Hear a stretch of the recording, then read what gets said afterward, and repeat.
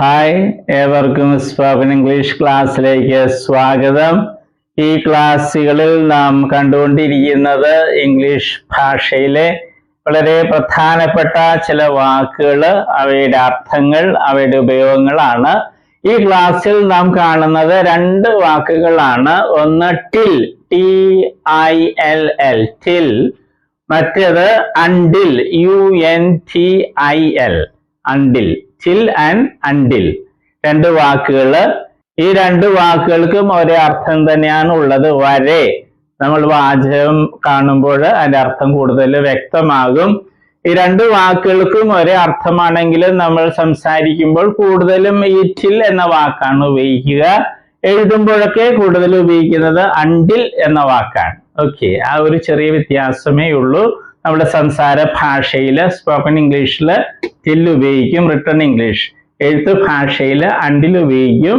നമുക്ക് വാചകങ്ങളൊന്ന് നോക്കാം. We waited till Monday for you. We waited till Monday അല്ലെങ്കിൽ until Monday for you. എന്താണ് ആ വാചകത്തിന്റെ അർത്ഥം? തിങ്കളാഴ്ച വരെ, till Monday, തിങ്കളാഴ്ച വരെ, അല്ലെങ്കിൽ until Monday, തിങ്കളാഴ്ച വരെ ഞങ്ങൾ നിങ്ങൾക്ക് വേണ്ടി, for you. ഇത് നമ്മൾ കണ്ടിട്ടുള്ളതാണ് ഫോറിന്റെ ഉപയോഗം. for you, നിങ്ങൾക്ക് വേണ്ടി ഞങ്ങൾ കാത്തിരുന്നു. തിങ്കളാഴ്ച വരെ ഞങ്ങൾ നിങ്ങൾക്ക് വേണ്ടി കാത്തിരുന്നു. We waited till Monday for you, അല്ലെങ്കിൽ we waited until Monday for you. ഈ രീതിയിൽ പ്രാക്ടീസ് ചെയ്യണം. നമുക്ക് പ്രധാനമായിട്ടും കിട്ടേണ്ടത് ഈ പ്രയോഗമാണ്. till Monday, till Tuesday, ആ രീതിയിൽ വാക്കുകളൊക്കെ മാറ്റി വയ്ക്കുക. ഇവിടെ സബ്ജക്റ്റ് മറ്റു വാക്കുകൾ വയ്ക്കാം. ഐ, ദേ, ഹി, ഷി, ആ രീതിയിലൊക്കെ പറയാം. രാജു, ചിൽഡ്രൻ, ഏതെങ്കിലും വാക്കുകൾ, ഉചിതമായ വാക്കുകൾ വയ്ക്കാം. അതുപോലെ മുൻ ക്ലാസ്സുകളിൽ നമ്മൾ കണ്ടിട്ടുള്ളതും ഇവിടെ പ്രാക്ടീസ് ചെയ്യാൻ നോക്കണം. ഇനി അടുത്ത വാചകം നോക്കാം.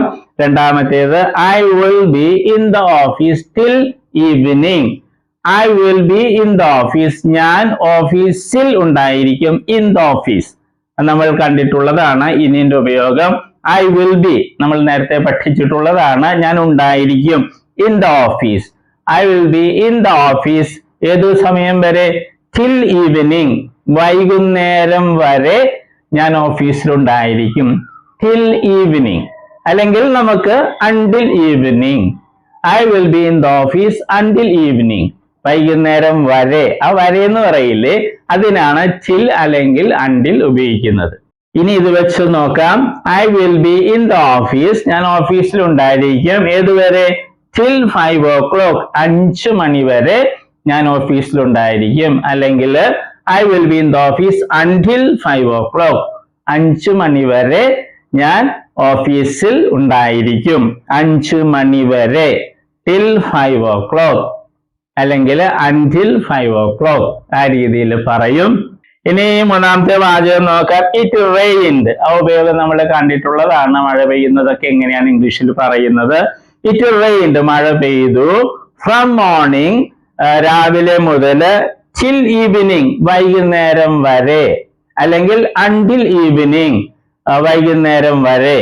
It rained from morning till evening. It rained from morning till evening. രാവിലെ മുതൽ വൈകുന്നേരം വരെ മഴ പെയ്തു.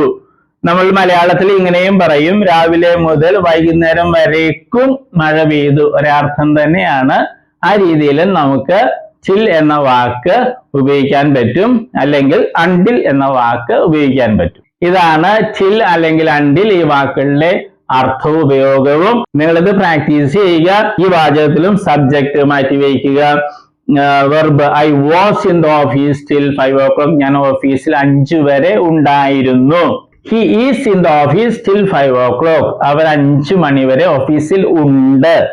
നമ്മൾ നേരത്തെ പഠിച്ചിട്ടുള്ള വാചകങ്ങളെല്ലാം മാറി മാറിയൊക്കെ ഉപയോഗിക്കുക. നമ്മൾ കാണുന്നത് till അല്ലെങ്കിൽ untilന്റെ ഉപയോഗമാണ്. അത് ഈ വാക്കുകളൊക്കെ തന്നെ വെച്ചൊക്കെ നോക്കുക. ഓക്കെ, എല്ലാ ക്ലാസ്സിലും പറയുന്നത് പോലെ പ്രാക്ടീസ് ചെയ്യണം. പ്രാക്ടീസ് ചെയ്യാതെ ഇതൊന്നും പഠിക്കാൻ പറ്റില്ല, നമുക്ക് സംസാരിക്കാനും കഴിയില്ല. വാചകം ആദ്യം നോക്കുക, അതിന്റെ അർത്ഥം മനസ്സിലാക്കാൻ ശ്രമിക്കുക. മറ്റൊരാളുടെ കൂടെ ഇരുന്ന് പ്രാക്ടീസ് ചെയ്യുക അരമണിക്കൂറെങ്കിലും. ഇനി വെർബിന്റെ ലിസ്റ്റ് ഉണ്ട്, എല്ലാ ദിവസവും കുറച്ച് വെർബ്സ് പഠിക്കുക, പുതിയ വെർബ്സ് പഠിക്കുക. ഈ 4 ഫോംസ് അറിഞ്ഞിരിക്കണം. അതുപോലെ പുതിയ ഇംഗ്ലീഷ് വാക്കുകൾ, അർത്ഥം, ഉച്ചാരണം. കൂടുതൽ വാക്കുകൾ നമുക്കറിയാമെങ്കിൽ വളരെ ആത്മവിശ്വാസത്തോടെ ഒഴുക്കോടെ നമുക്ക് ഇംഗ്ലീഷ് സംസാരിക്കാൻ പറ്റും. Okay, all the best. നമ്മൾ വെർബുകളാണ് കാണുന്നത്. വെർബ്സ് എന്ന് പറയുന്നത് ക്രിയകൾ അല്ലെ, വരിക, പോവുക എന്നൊക്കെ പറയുന്നതാണ് വെർബ് അല്ലെ ക്രിയകള്. അപ്പൊ വെർബിന് അല്ലെ ക്രിയക്ക് ധാരാളം രൂപങ്ങളുണ്ട്. ഉദാഹരണമായിട്ട് മലയാളത്തിൽ എഴുതുക എന്ന ക്രിയ അല്ലെങ്കിൽ വെർബ് എടുക്കുക, അങ്ങനെ ഒത്തിരി രൂപങ്ങൾ. എഴുതുക, എഴുതും, എഴുതുകയാണ്, എഴുതിയിട്ടുണ്ടായിരുന്നു, എഴുതുവാൻ, എഴുതുമായിരുന്നു, എഴുതണമായിരുന്നു, അങ്ങനെയൊക്കെ ധാരാളം രൂപങ്ങൾ മലയാളത്തിലുണ്ട്. അതുപോലെ ഇംഗ്ലീഷിലുണ്ട് ധാരാളം ഫോംസ്, രൂപങ്ങളുണ്ട്. അതിൽ 4 എണ്ണമാണ് ഇംഗ്ലീഷിലെ ഏറ്റവും പ്രധാനപ്പെട്ട രൂപങ്ങൾ. അതേതൊക്കെയാണ്? ഫോം എന്ന് വെച്ചാൽ രൂപം. Base form, present form, past form, past participle form. ഈ 4 രൂപങ്ങളാണ് ഏറ്റവും പ്രധാനപ്പെട്ടത്. കാരണം ഇംഗ്ലീഷില് എല്ലാ ടെൻസ് എന്ന് പറയുന്നത് അത് മറ്റൊക്കെ ഉണ്ടാക്കുന്നത് ഈ 4 എണ്ണത്തില് ഏതെങ്കിലുമൊക്കെ ഉപയോഗിച്ചാണ് ടെൻസും മറ്റും ഉണ്ടാക്കുന്നത്. അപ്പൊ ഈ 4 എണ്ണം അറിഞ്ഞിരിക്കണം, എങ്കിലേ ഇംഗ്ലീഷ് സംസാരിക്കാനും എഴുതാനൊക്കെ സാധിക്കുകയുള്ളൂ.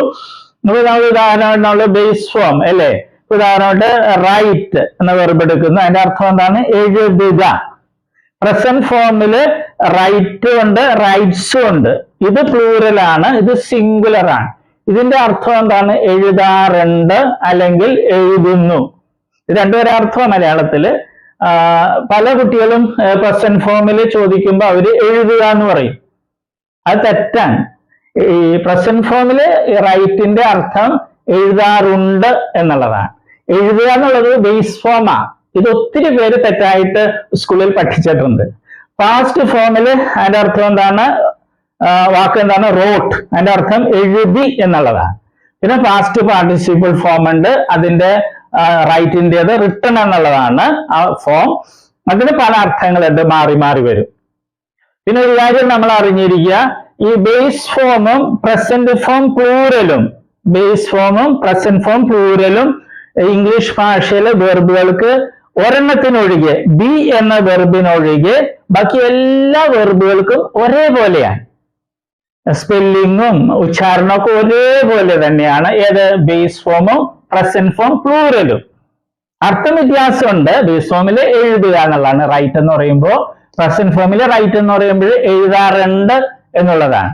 ഇംഗ്ലീഷ് ഭാഷയിൽ 1,70,70,000-ലധികം വെർബുകൾ, ക്രിയകളുണ്ട്.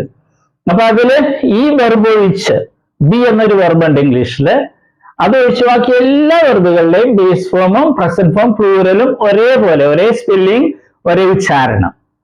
ഓക്കെ, അതുകൊണ്ട് നമ്മൾ ഇത് പ്രത്യേകിച്ച് പഠിക്കില്ല. നമ്മൾ ഇത് 3ആണ് പഠിക്കുന്നത്. അത് നമ്മൾ സ്കൂളിൽ പഠിച്ചിട്ടുണ്ട് അല്ലെ. Come, came, come, go, went, gone, അത് തന്നെ സാധനം. പിന്നെ നേരെ ഒരു കാര്യവും കൂടി, ഇംഗ്ലീഷിൽ നേരത്തെ പറഞ്ഞു 1,70,000-ൽ വെർബ്സ് ഉണ്ട്. അതിൽ ഭൂരിഭാഗം വെർബുകളുടെയും ഈ പാസ്റ്റ് ഫോമും പാസ്റ്റ് പാർട്ടിസിപ്പിൾ ഫോമും ഉണ്ടാക്കുന്നത് ഈ പ്രസന്റ് ഫോമിന്റെ കൂടെ ഡി അല്ലെങ്കിൽ ഇ ഡി എന്ന് കൂട്ടിച്ചേർത്താണ്. ഒരിക്കൽ കൂടി പറയട്ടെ, ഇംഗ്ലീഷ് ഭാഷയിലെ ഒട്ടുമിക്ക വെർബുകളുടെയും പാസ്റ്റ് ഫോമും പാസ്റ്റ് പാർട്ടിസിപ്പിൾ ഫോമും ഉണ്ടാക്കുന്നത് ഡി അല്ലെങ്കിൽ ഇ ഡി എന്ന് പ്രസന്റ് ഫോമിന്റെ ഈ പ്ലൂറലിനോടുകൂടെ കൂട്ടിച്ചേർത്താണ്. അല്ലാതെ കുറെ വെർബ്സ് ഉണ്ട്. അപ്പൊ പക്ഷെ അതാണ് നമുക്ക് ഒത്തിരി ഉപയോഗിക്കുന്നത്. അതിലൊരു ഒരെണ്ണമാണ് ഇത്, റൈറ്റ്, റോട്ട്, റിട്ടൺ. ഇത് മൂന്ന് രീതിയാണ്. റൈറ്റ് ഇത് വേറെ രീതി, റോട്ട് ഇത് റിട്ടൺ. ഓക്കെ, അപ്പൊ നമ്മൾ ഇത് 3 പഠിക്കുള്ളൂ. നേരത്തെ പറഞ്ഞതുപോലെ ഇത് പ്രത്യേകിച്ച് പഠിക്കേണ്ട കാര്യമില്ല, ബേസ് അർത്ഥം അറിഞ്ഞിരുന്നാൽ മതി. ഓക്കെ, ഇപ്പൊ കമ്മിന്റെ അർത്ഥം എന്ന് പറഞ്ഞാൽ വരിക. ബേസ് ഫോമിൽ കം എന്ന് പറഞ്ഞാൽ വരിക എന്നായിരിക്കും. പ്രസന്റ് ഫോമിൽ വരാറുണ്ട് എന്നായിരിക്കും അതിന്റെ അർത്ഥം. ഉച്ചാരണവും സ്പെല്ലിങ്ങും ഒന്ന് തന്നെ ആയിരിക്കും. അപ്പൊ നമ്മളിത് 3 സ്കൂളിൽ നമ്മൾ പഠിച്ചിട്ടുണ്ട്. അത് ശരിയായിട്ടൊന്ന് മനസ്സിലാക്കണമെന്നേ ഉള്ളൂ. നമ്മളൊരു 16 ലിസ്റ്റ് വെർബുകൾ ഉണ്ടാക്കിയിട്ടുണ്ട്. ഏറ്റവും കൂടുതൽ ഉപയോഗിക്കുന്ന വെർബ്സ് ആണ്. ഇടിയും ചേർത്തതും ഉണ്ട്, പിന്നെ ഈ പ്രത്യേകതയുള്ള വെർബ്സും ഉണ്ട്. അത് നമ്മൾ പഠിക്കണം. വെർബുകളുടെ ലിസ്റ്റിൽ 7ാമത്തെ ലിസ്റ്റാണ് നമ്മളിപ്പോൾ കാണുന്നത്. അപ്പൊ വെർബുകൾക്ക് ധാരാളം രൂപങ്ങളുണ്ട്. 4 രൂപങ്ങളാണ് ഏറ്റവും പ്രധാനപ്പെട്ടത് നമ്മൾ കണ്ടു. Base form, present form, past form, past participle form. അവ ഉപയോഗിച്ചാണ് ഇംഗ്ലീഷിൽ എല്ലാ ടെൻസുകളും മറ്റും ഉണ്ടാക്കുന്നത്. അപ്പൊ നമ്മൾ present form, past form, past participle form ആണ് പഠിക്കുന്നത്. ബേസ് ഫോം പ്രത്യേകിച്ച് പഠിക്കില്ല. കാരണം ബേസ് ഫോമും പ്രസന്റ് ഫോം പ്ലൂറലും ഇംഗ്ലീഷില് ഒരേപോലെയാണ് ഇരിക്കുന്നത്, സ്പെല്ലിംഗ് ഉച്ചാരണവും. എന്നാൽ അർത്ഥം വ്യത്യാസമുണ്ട്, അത് മനസ്സിലാക്കുക. അതുപോലെ പ്രസന്റ് ഫോമില് പ്ലൂറലും ഉണ്ട്, സിംഗുലറും ഉണ്ട്, അത് നമ്മൾ മനസ്സിലാക്കണം. ഓക്കെ, അപ്പൊ നമ്മൾ തുടങ്ങിയാണ്. bind, bound, bound, find, found, found, grind, ground, ground, wind, wound, wound. അത് ഈ വാക്കുകളുടെ ഈ വെർബുകളുടെ പ്രത്യേകത എന്താണ്? ഡി എന്നോ ചേർത്തല്ല പാസ്റ്റ് ഫോമും പാസ്റ്റ് പാർട്ടിസിപ്പിൾ ഫോമും ഉണ്ടാക്കുന്നത്, പ്രത്യേകം ശ്രദ്ധിക്കുക. ഇനിയുള്ള വെർബുകളിലേക്ക് പ്രസന്റ് ഫോം പ്ലൂറലിന്റെ കൂടെ ഡി എന്നോ ചേർത്താണ് പാസ്റ്റ് ഫോമും പാസ്റ്റ് പാർട്ടിസിപ്പിൾ ഫോമും ഉണ്ടാക്കുന്നത്. നമുക്കവ കാണാം.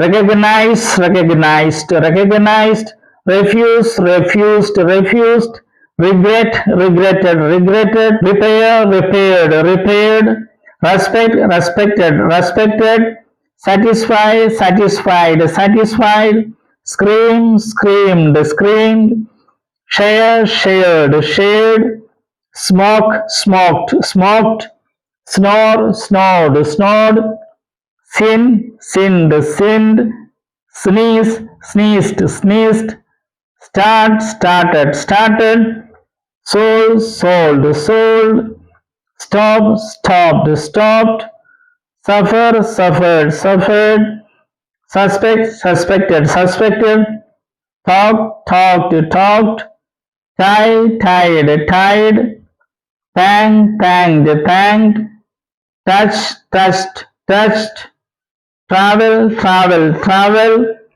turn, turned, turned, tremble, trembled, trembled, use, used, used. ഈ വെർബുകൾ ഇംഗ്ലീഷ് ഭാഷയിൽ ഏറ്റവും കൂടുതൽ ഉപയോഗിക്കുന്ന വെർബുകളുടെ ലിസ്റ്റിൽപ്പെട്ടതാണ്. ഇവ കാണാതെ പഠിക്കുക. അതുപോലെ ചില വെർബുകൾക്കൊക്കെ വ്യത്യാസം വരും. സിംഗുലർ ആകുമ്പോൾ ചിലപ്പോൾ സ്പെല്ലിങ്ങിലൊക്കെ വ്യത്യാസം വരുന്നത് പ്രത്യേകം ശ്രദ്ധിക്കണം. എന്നാൽ പാസ്റ്റ് ഫോമിലും പാസ്റ്റ് പാർട്ടിസിപ്പിൾ ഫോമിലൊക്കെ ചില വെർബുകൾക്ക് ഡബിൾ ഒരു ലെറ്റർ കൂടിയൊക്കെ വരുന്നത് നമ്മൾ പ്രത്യേകം ശ്രദ്ധിക്കണം. ഈ വെർബുകൾ ഉച്ചാരണവും അർത്ഥമൊക്കെ കാണാതെ പഠിക്കുക. എങ്കിൽ മാത്രമേ ഇംഗ്ലീഷ് നല്ല രീതിയിൽ സംസാരിക്കാനും എഴുതാനും ഉപയോഗിക്കാനും കഴിയൂ. ഓക്കെ.